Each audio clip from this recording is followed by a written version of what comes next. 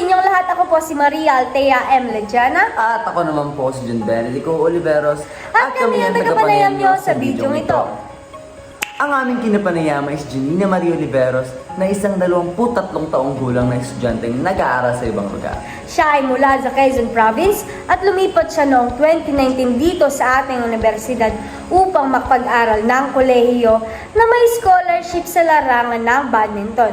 Sa unang tanong partner, sinabi ni Miss Janina bilang isang taga-Quezon, ibang-iba daw ang pamumuhay na kinagisnan niya kumpara dito sa Cavite.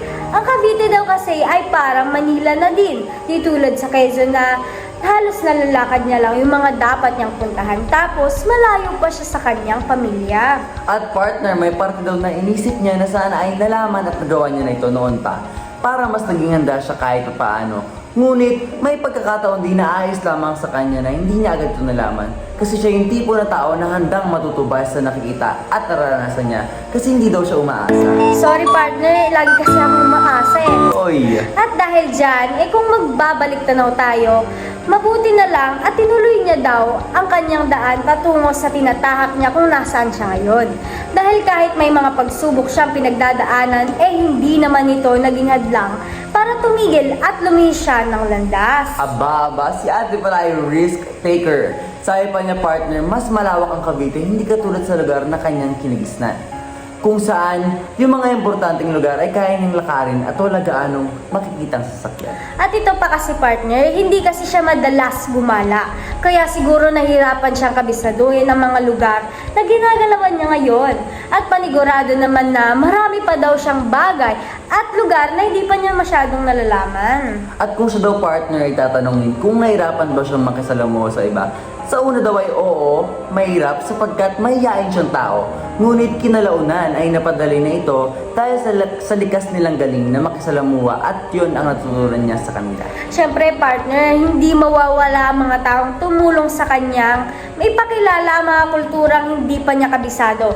Natuto siyang makibahagi upang maranasan niya yung pakiramdam ng kanilang kultura. Ganun na nga partner, nakahanap siya ng mga kaibigan na makakatuwang niya sa mga bagay-bagay at kapareho niyang ugali. Dahil sa mga nakilala niyang tao na yon ay napadali sa kanya ang mamuhay sa ganitong lugar. Tinulungan niya siyang makahanap ang sagot kung bakit siya nandito ngayon sa hinaharap. Siyempre, hindi mawawala ang pagsubok kung saan mawawalay siya sa kanyang pamilya. At isa iyon sa mga pagsubok na ikinagalak niyang malampasan. Sapagkat natuto siyang tumayo sa sarili niyang paa, mas nakilala niya ang kanyang sarili at natuklasan niya kung saan siya mahina at malakas sa kahit na anong aspeto sa buhay. Grabe ang kaganapan niya sa gulang kung sumugot partner. At ito naman partner ang nais niyang ipayo sa mga taong may kapareho niyang sitwasyon. Huwag kayong matakot sumubok sa mga bagay na hindi mo pa nararanasan sapagkat maaari itong makatulong sa iyo upang makilala mo ang iba't ibang tao na pwede mo makasalamuha sa iba't ibang lugar at pangyayari.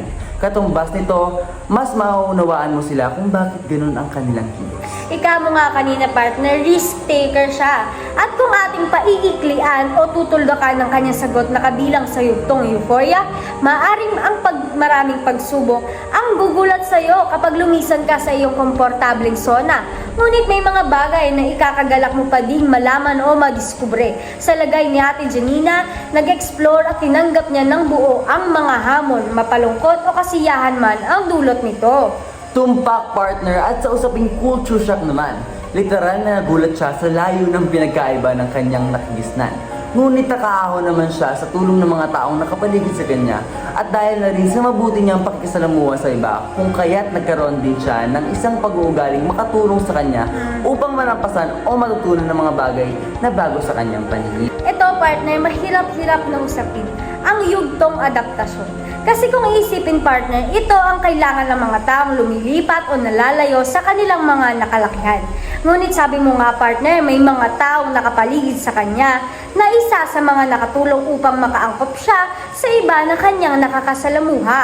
At syempre, hindi naalis ang pagkakaroon niya ng bukas na kaisipan upang matuto at makilala pa ng lubos ang kultura nila. Totoo yan partner at may mga problema din siyang pinagdadaanan katulad nating bagong salta, isa na doon ang paglayo sa pamilya. Ngunit sa katatagan niya ay naitaguyod niya ang 4 na taon niya dito. At oo nga pala partner, dapat tapusin natin ang ating video sa ating mga natutunan mula sa ating nakapanayam. Una ka na, partner. Para sa akin, natuklasan ko na kahit mayroon tayong iba't ibang kultura ay kaya pa din nating makiayon kung tayo ay matututong makipag-usap at mahalin ng ibang kultura. Sa akin naman, partner, kung ikaw o tayo ay mapupunta sa lugar na hindi natin gaanong kabisado at mga taong hindi natin lubos kakilala, dapat ay marunong tayong makisama at maging sensitibo sa bawat galaw o salitang bibitawan natin. At dito na po nagtatapos ang aming diskusyon. Muli ako si Maria Altea M. Lajana ng MKA 12. At ako si John Benedico Oliveros ng Com 12. Maraming salamat!